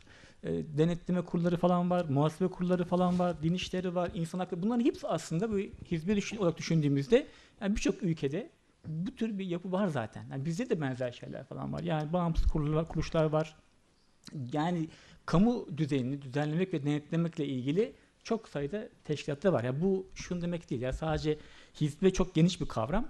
Bu hizbe içerisinde yani Batı dünyasında, ekonomilerinde de bizde de şu anda da başka ülkelerde de halen bu görevi yapan çok sayıda teşkilat ve kuruluş var. Yani bunu öncelikle vurgulamak istiyorum. Yani bu çok yeni bir şey değil. Hatta yine bir okuduğum kadarıyla bu hizbenin tabii çıkışı hani ile ilgili farklı şeyler falan var ama ekonominin olduğu birçok tarih boyunca farklı şekillerde Bizans'ta, Roma'da, başka şeylerde bunun benzer bir takım şeyler olması da mümkün. Şimdi burada ikinci nokta hani bu piyasa demekle kastettiğim bu ben daha çok finansal piyasaların daha çok problemli olduğunu düşünüyorum. Buradaki temel problem de asimetrik bilgi problemi. Yani piyasalarda ya işlem maliyetlerini düşürmeye çalışırsınız ya da asimetrik bilgi problemini çözmeye çalışırsınız. Ne kastediyorum bununla? Asimetrik bilgi problemi denen şey yani ikimizin yani bir alışverişte bir ürüne ilişkin benim o ürüne ilişkin daha fazla şey bilmem ve bunu saklamam mesela bir problemdir. Bu problemi çözmek gerekiyor. Yani tam bir şeffaflık çok kolay bir şey değil. Şimdi diğer bir nokta hep bu piyasa diyoruz ama piyasanın idealdeki piyasayla uygulamadaki piyasalar farklı piyasalar. İdealde işte tam rekabet vardır, giriş çıkış serbesttir, tam bir bilgi akışkanlığı vardır, bilgi dolaşır. Fakat pratiğe baktığınızda bunların çoğunun olmadığını görürsünüz. Yani şu andaki dünya ekonomisine bakın, birçok ülkeye bakın. Dominant olan şey serbest piyasa ve çok sayıda piyasa değil, tam tersine tekel piyasalardır. Oligopol piyasalardır. Piyasaya girmek için o kadar kolay değildir. Keza bilgi de o kadar çok rahatlık alışveriş olmaz. Herkes yani ciddi anlamda bilginin de bir gizlendiği, bir saklandığı bir şey vardır. Fakat bunu düzeltmek için bir takım kurumlar vardır ama her ne kadar ideali ve uygulaması arasında ciddi bir fark olduğunu söylemek mümkün. Tabii bu farklılığı gidermek için mesela neler yapıldı diye bakıldığında özellikle işte bu krizden sonra ben şöyle bir kısaca toparlamak istiyorum. Yani hakikaten bir krizler birçok şeye vesile oldu. Bunlardan bir tanesi belki en önemlisi mevcut ekonomik sistemdeki bir özgüvende bir zayıflamaya yol açtı. Bu özgüvendeki zayıflamayla beraber ciddi bir anlamda birçok kavramlar yeniden tartışılmaya başlanıldı. İşte biraz önce bahsettiğim piyasa bunlardan bir tanesi geliyor vesaire. Bu tartışmadan sonra belki önemli bir şey de bu düzenleme denetleme ile ilgili konuda da gündeme geldi. Biz nerede hata yaptık? Niye bu krizi öngöremedik? Neden engelleyemedik diye başlayan ve arkasında neleri doğru yapmalıyız diye bir takım çalışmalar yapılıyor. Şimdi bakın orada neler yapıldı son 3-4 yılda. Şöyle bir özetlersek birincisi şu. Bakın mesela G20'nin ortaya konulması, çıkması bununla alakalı bir şey. Çünkü problem sadece bir ülkeyle ya da 3-5 ülkenin bir araya gelerek çözebileceği bir problem değil artık. G20 deniyor çünkü 20 tane ülke gerekiyor. Belki daha fazla gerekiyor. Çünkü problem çok daha küresel bir hal aldı. Başka bir de işte sistemik bir hal aldı. Bu önemli bir şey. Bu daha önceden çok fazla olan bir şey değildi. Genelde problem olur ve orada kalırdı. Şu andaki durumda problem çok daha genelleştirilmiş hale geldi. 2. Bununla ilgili olarak mesela sistemik dedik. Önceden bir problem orada olurdu ve orada kalırdı. Fakat başka yerlere bulaşıyor. Yani finans kesiminde olan problem daha önceki dönemlerde işte bankacılık kesiminde o da orada kalırdı. 3-5 banka batardı, kalırdı. Fakat bakıyorsunuz o problemler ekonominin diğer kesimlerini etkilemeye başladı. Ve bu da çok ciddi maliyetleri beraberinde getirdi. O zaman şu tartışılıyor. Ya siz kişisel menfaatinizin peşinizde koşuyorsunuz, kar ediyorsunuz. Fakat sonuçta ortaya çıkan maliyeti tüm toplum çekiyor. Burada mesela bir problem var. Yani kişisel karları evet diyorsunuz, maksimize ediyorsunuz. Fakat iş maliyete geldiğinde onu tüm topluma yayıyorsunuz ve bu da adil değil. Yani bununla ilgili mesela tekrar endişeler falan var. İşte başka bir şey, peki neler yapıldı diye bakıyorsunuz. İşte G20 kuruldu, çok iyi işliyor mu? Sanmıyorum. Yani çok iyi işlediğini söylenemez. Yani yılda bir işte toplanılıyor vesaire. Yine orada bir takım güç mücadeleleri falan var. Çünkü yine bahsettiği gibi Mahittin Bey'in bu kurumların arkasındaki olan şeyler yani oyunun kuralları. Oyunun kuralları nasıl ortaya konulacak? Bir takım tabii siyasi ve güç mücadeleleri var orada. Onlar da var. Değerler var vesaire. Şimdi ben bakıyorum yine bir diğer nokta, ders noktasında eskiden çok daha fazla bireysel anlamda bakılırdı. Şimdi bireysel anlamda denetlemekten ziyade daha küresel, daha global, daha sistemik olarak denetleme ön plana çıktı. Bu yüzden mesela işte denildi ki biz ne yapalım? Sistem olarak inceleyelim. Sistem olarak olası problemleri görmeye çalışalım. Bununla ilgili düzenlemeler yapalım. Bu mesela ortaya çıktı, tartışılıyor şu anda. Peki başka ne ortaya çıktı? Denildi ki belki en önemli nokta şu. Bir takım makro ihtiyati tedbirler diye kavram ortaya çıktı. Yani bir kriz olmadan önce biz bunu önlemeye çalışalım. Peki bu nedir, bu kriz olması demek nedir? Yani biz yani işi aşırıya varmadan, balonlar oluşmadan bir hamle yapalım. Bu hamlelerle de olası krizleri önleyelim. Yani işte mevcut şu. Özellikle bunun büyük önemli bir kısmı finans kesimine ait. Çok borçlanmaya gidilmesin. Çok fazla ekonominin finansallaşması izin vermeyelim. Ama ne yapalım? Bir orta, bir vasat bulalım. O vasatı da geçmesin. Yani borç tamam ama yani çok borç çok kötü oluyor. Çünkü çok yıkıcı etkileri falan var. Hiç onsuz da olmuyor. Hani ben Batı sistemi içerisinden konuşuyorum. O zaman bir çözüm bulmak gerekiyor. Yani buradaki problem yani eskisi gibi çok hızlı büyüyemeyeceğimiz ortada. O zaman biz bu şeyi daha iddialı, daha vasatı hedefleyen bir yaklaşım sergileyelim. Şimdi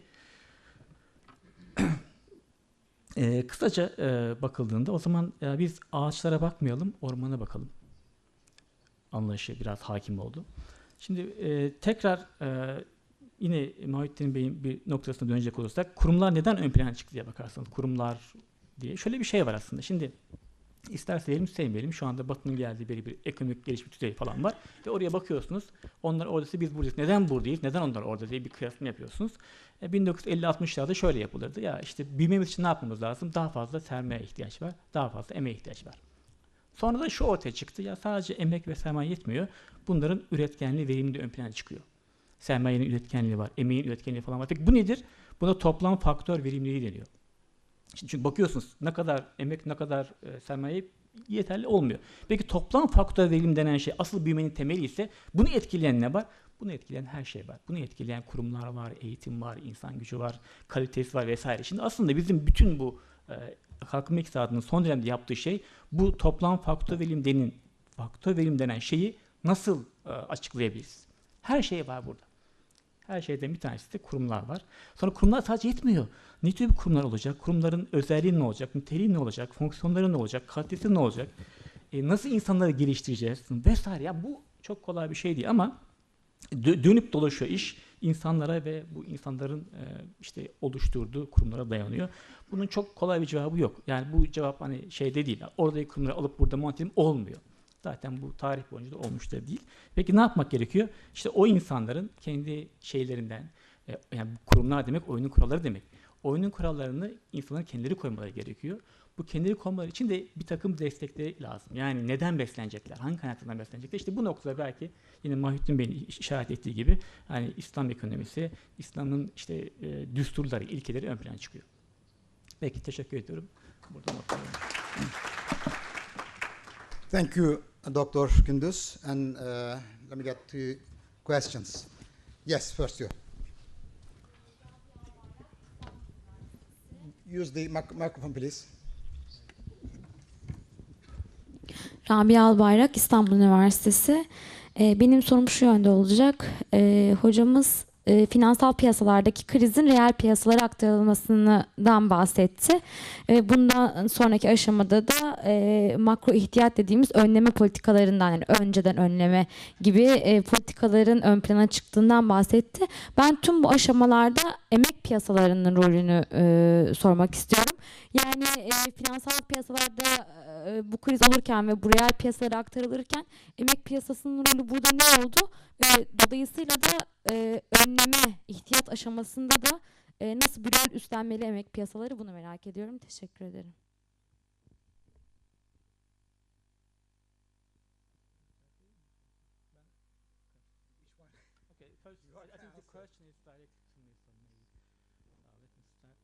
Şimdi burada tabii maliyeti aslında emek piyasası çekiyor. Yani bu krizlere baktığınızda sonuçta toplum çekiyor. Toplumda bu neyle ödüyor? İşsizlikle ödüyor. Yani işte Amerika'ya baktığınızda, İngiltere'ye baktığınızda ya da başka ülkelere baktığınızda krizin en büyük mağduru emek piyasası. Bu zaten biraz önce kastettiğim, yani karları kişiler alıyor. Bakın yani şöyle bir şeyler var. Bakın şunu bir şey yapmak mümkün aslında. Son 50 yıla bakarsanız ekonomik anlamda mesela başarı ölçmeye çalıştığınız ki başarısızlıklar da var. Başarıda hakikaten çok büyük başarılar falan var. Yani iktisadi anlamda zenginleşme, büyümeden falan bahsediyorum. Pastanın büyütmesine vesaire. Ama öbür tarafta çok ciddi bir problem var. Mesela o problem biraz gelir eşitsizliğiyle alakalı bir şey. Yani dünya son dönemde, yani özellikle yani insan açısından gelir eşitsizliğinin çok arttığı bir döneme girdi. Ve bunun da önemli bir sebebi belki de finansal piyasanın aşırı gelişmesiyle alakalı oldu. Yani en büyük problem bir tanesi, ben gördüğüm kadarıyla bir tanesi krizler oluyor ve finansal krizler. Diğeri de insanlar arasında eşitlik çok korkunç boyutlara ulaştı. Herhalde tarihin hiçbir döneminde, bilemiyorum, belki sanayileşmenin başlangıç döneminde böyle bir şey olabilir. Bu kadar eşitsiz bir gelir dağılımının olduğu bir sistem pek olmadı. Aslında bu da belki Batı ekonomik sisteminde yönetilen en önemli şeylerden bir tanesi. Sonuçta emek piyasasına gelirseniz bakın şöyle şeyler var. Deniyor ki serbest piyasa. Tabi bu her üretim faktörü için bunu söylemek mümkün. Nedir hani giriş çıkışlar serbest olsun vesaire. Bakın para için, sermaye için hiçbir giriş çıkış serbest, yani bir kısıtlama yoktur. Var mıdır? Her yere gidebilirsiniz. Bakın emek piyasası için bakarsanız kısıtlamalar, siz buradan çıkıp Almanya'da çalışabilir misiniz? Amerika'da çalışabilir misiniz? Ama sermayenin diğer unsuru olan üretimin diğer unsuru sermaye her yerde çalışabilir. Onda bir problem yok. Değil mi? Ama siz emek anlamda daha nitelikli olduğunuz halde, belki daha az ücrete razı olacağınız halde gidip orada çalışamıyorsunuz. Çünkü o kadar esnek değil. Yani sistem küresel düzeyde baktığınızda sermayeye o esnekliği veriyor. Fakat emek noktasına baktığında o esnekliği vermiyor. O esnekliği verse belki dengeleme daha rahat olacak. Ama onu uzun vermiyor. Neden verilmiyor? Onun bir takım siyasi, bir takım başka şeyleri falan var. Ama bu da şunu gösteriyor. Bir taraftan sistem finansal serbestiyete daha fazla önem atfederken ve bunu öncülerken diğer üretim faktörü olan, ki çok da önemli bence, emeği daha göz ardı ediyor ve şey yapıyor. Toplumda pek toplamda maliyeti kim çekiyor? Maliyeti işsizlikle ve ekonomideki kötü gidişle tabii ki insanlar çekiyor. Do you want to say something about that? No. Okay then. İsmail Bey. Hiç acet yok. İsmail Çapak, Askon Anadolu Aslanları İş Adamları Derneği. Benim sorum Mr. Mahittin Bey'e olacak. Hisbeden bahsederken acaba İslam'ı finans enstrümanı olarak hisbeyi kullanabilir mi? Çünkü konuşmasında mal alıp verme olarak bahsetmişti. Acaba barter'ı bu konuda hisbe olarak İslami finans enstrümanı kullanabilir miyiz? Bu arada önemli bulduğum Cengiz Kallek hocam bir konuşmasında hisbe ekonomisini biraz abartırsak İslam ekonomisiyle aynı tutabiliriz demişti. Bu bilgiyi de paylaşmak istedim. Teşekkür ederim. Biz teşekkür ederiz. Thank you. Here you are, please. First and foremost, I'd like to thank my discussant for good comment and points, and for the question as well. The idea of Facebook actually comes out when I try to incorporate the element of institution into the discussion. Actually, nowadays we have seen proliferation of the governance indicators. So many governance indicators to reflect the quality of institution in the countries, and among them include such as the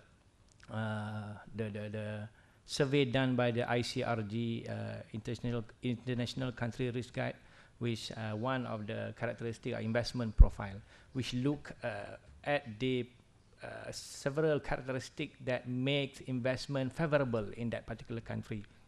And investment, of course, is very much related to the finance. And apart from that, we are looking at so many indicators. Even World Bank, they have world governance indicators in terms of control corruption, in terms of government stability, in terms of the private protection of property rights, and a number of other indicators. So I'm trying to incorporate the concept of these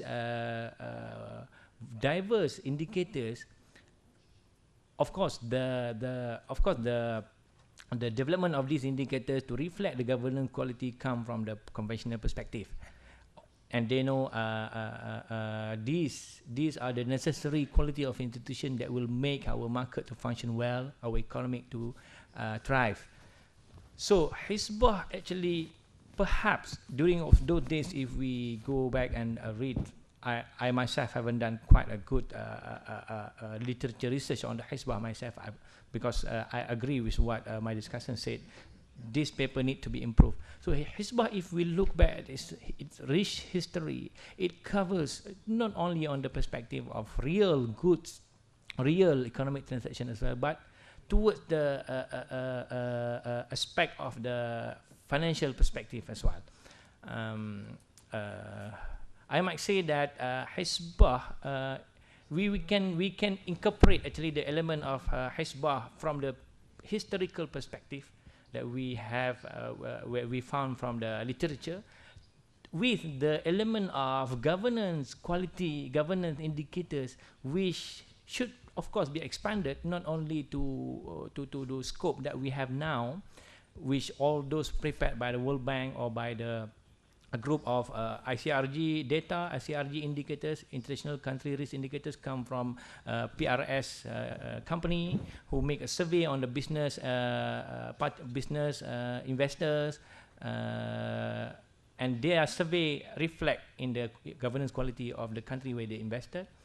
We also have trust indicators measured by the survey of World Value Survey. So all those indicators, why not we look at this and we expand to incorporate the Islamic perspective, and using that as a basis to develop, to revive, to re-establish the Hizbah. And of course, it incorporate every aspect of the quality in real market, in financial market, and of course, if I were to add on the labor market, perhaps the issue of the quality of education and access to education, and the income inequality, which could be the basis the basis and the foundation, or perhaps the framework upon which the Hizbah should be operating. That's it. Dear guest, actually we have started at 10:40. Sorry, so I have to finish at 12:30, and now I have 10 minutes. We have 10 minutes, so I'm going to get a couple of questions. Also, I'm going to give the word to Dr. Gündüz, and actually for this session, to me 2 hours were given. Bir dakika şimdi Cengiz hocamdan önce hani o tabii otorite. Hani Before Cengiz hocam. Ben sadece bir noktaya temas etmek istiyorum.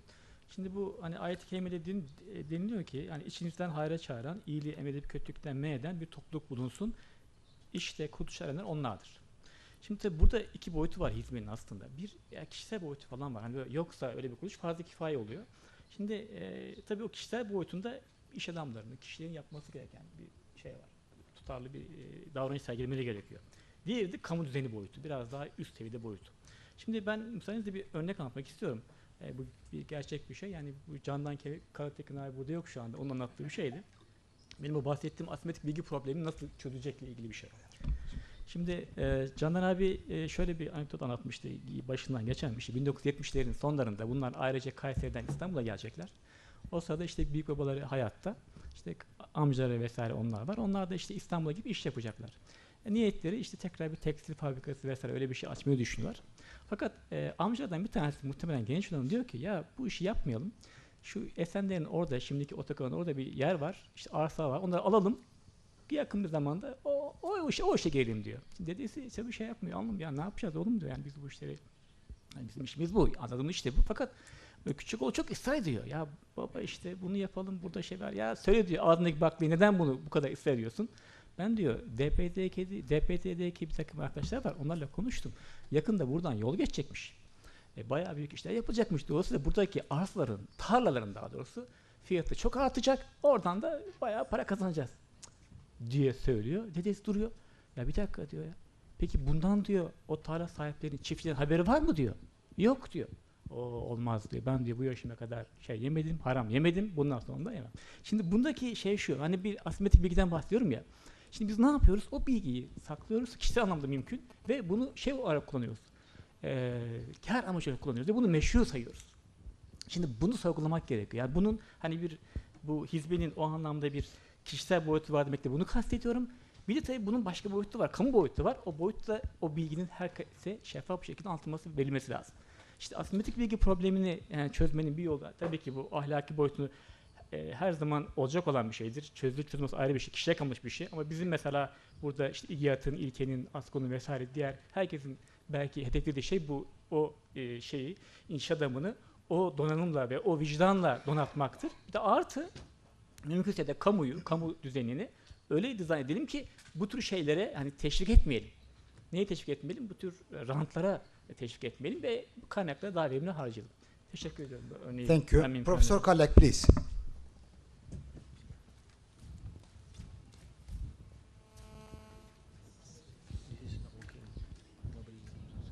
You don't need it. Thank you very much. Welcome. I guess I have a question to the core of your paper. Well, you described HISPE as a regulatory body, right? Okay, this is given. So some people regard HISPE as a deregulatory body. What I mean is that because the HISPE institution is responsible also to inspect the ruler or the governmental body itself. And also, since HISPE as an institution may be classified under the legal body, so it is, in a sense, an independent institution. And the Muhtesib himself, like the Qadi, is, in a sense, an independent inspector. Then this makes HISPE a body of deregulation. So how do you comment on this? It is a regulatory body or a deregulatory body? Thank you.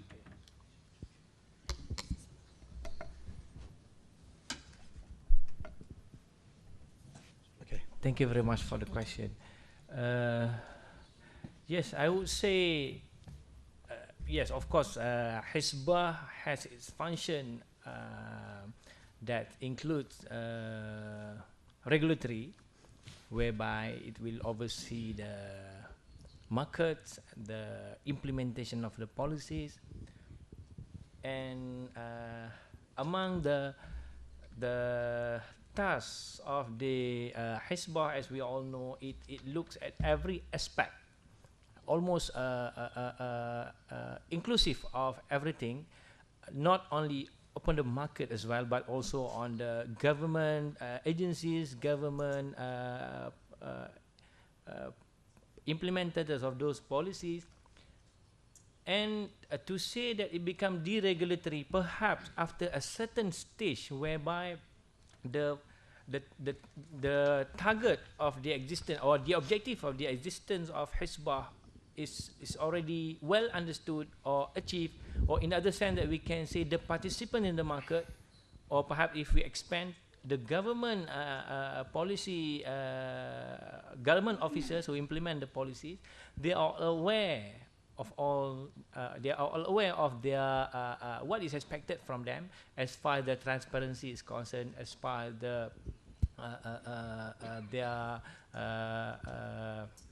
their agreement with the regulations. So after that, perhaps we can say now the Hizbah roles, after all this being achieved, of course, the Hizbah role is become limited, or they will just oversee the whole process, the whole situation, and if the whole situation are in good place, are operating along the lines of what we expected, as far as the justice, as far as the transparency, as far as the trustworthiness are concerned, and all those necessary characteristics. So Hizbah now has a less function compared to the previous stage, perhaps. So, but because we don't have the Hizbah as we did in the during the history of Islamic Khilafah, so these tasks perhaps have been divided or being